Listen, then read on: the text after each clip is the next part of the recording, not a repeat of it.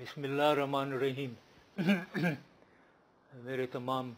پاکستانی بھائیوں بہنوں بزرگوں بچوں، آج کل کچھ پاکستان اور ہندوستان کے درمیان میں ایسا ایک ماحول پیدا ہو گیا ہے جس میں ان کے جو بہت سینئر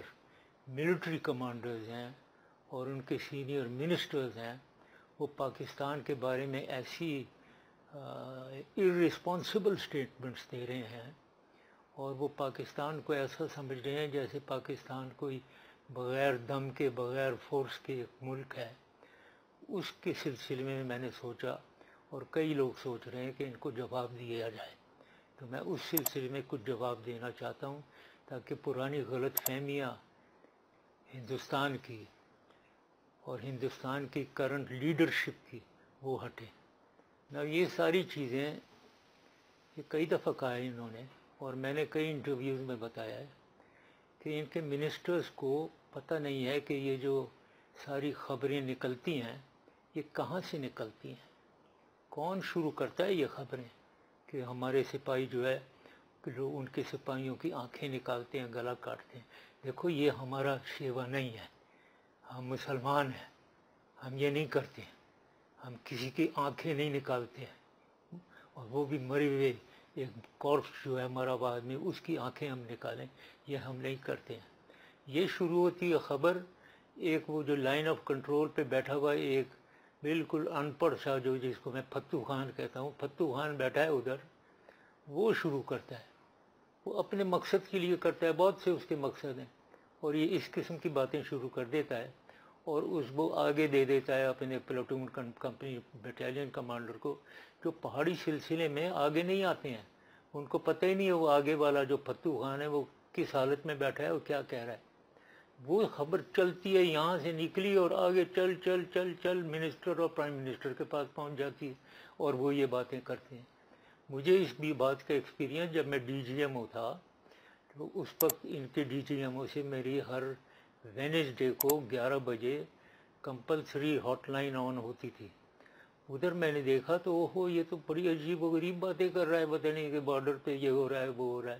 تو پھر میں نے ریئلائز کیا کہ یہ سب سپاہی پھتو خان کی نکالی ہوئی چیزیں ہیں، حقائق اس میں نہیں ہیں، یہ حقائق نہیں ہے، حق نہیں ہے، تو اس کا ان کو خبر ہونی چاہیے، اور تاکہ امن رہے بارڈر کے اوپر۔ یہ بہت سخت غلط فہمی ہے انہیں۔ اللہ کے فضل سے ہماری فوج جو ہے اب وہ فوج نہیں ہے جو پرانی فوج تھی۔ 47 بنی، 48 میں ہم نے جنگ کر لی، 65 میں جنگ کر لی، پھر یہ سیاچن میں گھس آئے، اور ایسٹ پاکستان الگ انہوں نے کر دیا۔ وہ زمانہ گزر گیا بھائی۔ ان کے چیف جو بیٹھے ہیں، جو اسٹیج پہ ابھی باتیں کر رہے ہیں، ان کو میں بتانا چاہتا ہوں وہ زمانہ گیا۔ یہ ٹیڑھی ٹوپی جو پہن کر آپ بیٹھے ہوئے ہیں اسٹائل کے لیے، جس کی نہیں کوئی جگہ نہیں ہے۔ اگر جنگ ہوئی اور کوئی آمنا سامنا ہوا، اپنے پہلے بھی ایکسپیرینس ہم نے آپ کو دکھایا ہوگا کہ پہلے آپ آئے، ایسٹ پاکستان کو الگ کر دیا، آپ سیاچن میں گھس گئے، تو یہ چیزیں آپ نے کی تھیں، اور ہم کمزور تھے اس وقت، ہم ہار مانی ہم نے نہ۔ اس کے بعد اب جو ہے اب سچویشن فرق ہے۔ اب میں آپ کو یاد دلاؤں ذرا، کارگل میں ہم آئے، ہم نے جوابی کارروائی کی اور بہت زبردست کی،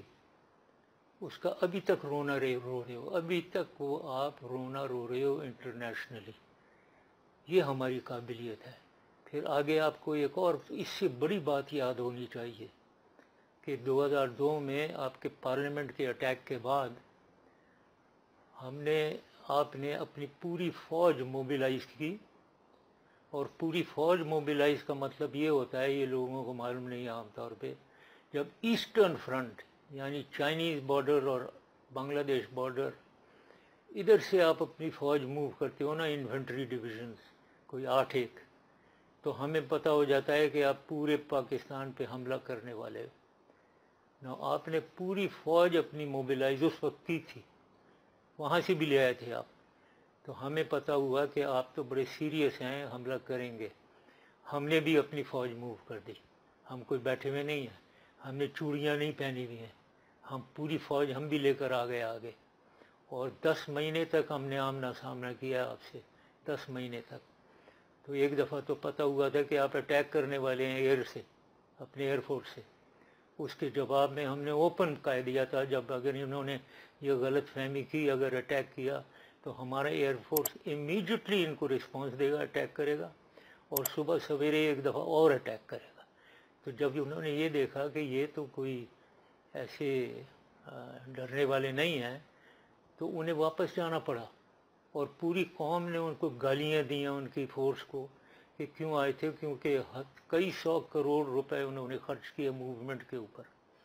تو یہ ان کو یاد رہنا چاہیے یہ باتیں، کارگل اور یہ 2 ایونٹ، کہ اب ہماری یہ فوج ہے، ہماری فوج ہارڈنڈ فوج ہے، ہماری فوج فاٹا میں لڑتی رہی ہے، ہماری فوج افغانستان میں جو آپ کر رہے ہیں وہاں اس کے خلاف لڑ رہی ہے، ہماری فوج ہر جگہ سویلین سپورٹ میں ہے۔ تو یہ فوج پوری ایکسپیرینسڈ ہے، ہماری ایویشن پوری ایکسپیرینسڈ ہے، آرمی ایکسپیرینسڈ ہے، دلیر آرمی ہے، best army in the world ہے میں سمجھتا ہوں۔ تو یہ آپ کے پاس، آپ اس غلط فہمی میں نہیں رہیں کہ وہی آرمی ہے یہ جو پہلے تھی۔ میں آپ سے یقین کرانا چاہتا ہوں آپ کو، یہ آرمی چیف جتنے، اور ان کے علاوہ آپ کے علاوہ اور بھی پہلے بھی 2 ایئر فورس چیف بھی آئے تھے، جو اسٹیج پہ آ کر 500 لوگوں کو کہہ رہے تھے کہ ہم ان کو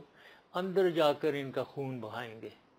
یہ کس غلط فہمی میں آپ کہ اندر جا کر، پہلے تو اندر آ نہیں سکیں گے آپ، دوسری بات اگر آپ آ گئے تو ہم جانے نہیں دیں گے آپ کو۔ آپ کو پتہ ہونا چاہیے کہ ایک مسلمان جب اللہ اکبر کا نعرہ لگاتا ہے تو پیچھے نہیں ہٹتا ہے، اور ادھر تو 22 کروڑ پاکستانی مسلمان ہیں، 20 کروڑ آپ کے مسلمان ہیں، کشمیر میں مسلمان ہیں، یہ سب مل کر جب ایک ہو کر اللہ اکبر کہیں گے تو آپ کا دل دہل جائے گا۔ تو یہ ہم سے مت کروائیں، یہ آپ سہ نہیں سکیں گے اسے۔ اور آپ جو کہتے ہیں اندر جا کر ہم ان کا خون بہا دیں گے، ہم صرف اندر جا کر نہیں، ہم سامنے سے پیچھے سے ہر جگہ سے ہم آپ کا خون بہا دیں گے، ہمارے پاس بہت طاقت ہے۔ یہ جو پرائم منسٹر ہے نئی گورنمنٹ یہ بی جے پی کی، یہ ہندو راج میں بلیو کرتے ہیں۔ تو اب یہ سمجھتے ہیں کہ اور سمجھتے نہیں ہیں بلکہ بہت کافی حد تک یہ صحیح بھی ہے کہ ہندو راج کے بارے میں بات کرو، مسلمانوں کو مارنے کے بارے میں بات کرو، تو پھر آپ کو پولیٹیکل گین ہوگا۔ تو اس لیے یہ بالکل یہ پاکستان کے خلاف گالیاں دینا، پاکستان کو برا بھلا کہنا، اس سے یہ پولیٹیکل ایڈوانٹیج گین کرنا چاہتے ہیں، اور ہمیشہ گین کر رہے ہیں، ابھی بھی یہی ان کا مقصد ہے۔ لیکن یہ ہو نہیں سکے گا، ان کو یہ غلط فہمی ہے، ان کی اپنی عوام بھی کافی حد تک اب اس تھیوری کے خلاف ہے۔ ایک چیز اور، یہ جو بات میں کہہ رہا تھا کہ ہمیں الزام ہمارے پہ کہ ہم ان کے لاشوں کی آنکھیں نکال کے اور گلا کاٹ کے پھینک دیتے ہیں وہاں، یہ ایسی چیز میں آپ کو بتانا چاہتا ہوں کہ لاشوں کی بے حرمتی کرنا اسلام کے عین مخالف ہے۔ اسلام یہ نہیں پڑھاتا ہمیں، اور یہ ہم کبھی بھی نہیں کریں گے کہ لاش کی بے حرمتی کی جائے۔ آپ لوگ کر سکتے ہیں، انڈین کر سکتے ہیں، لیکن ہم کبھی نہیں کریں گے یہ۔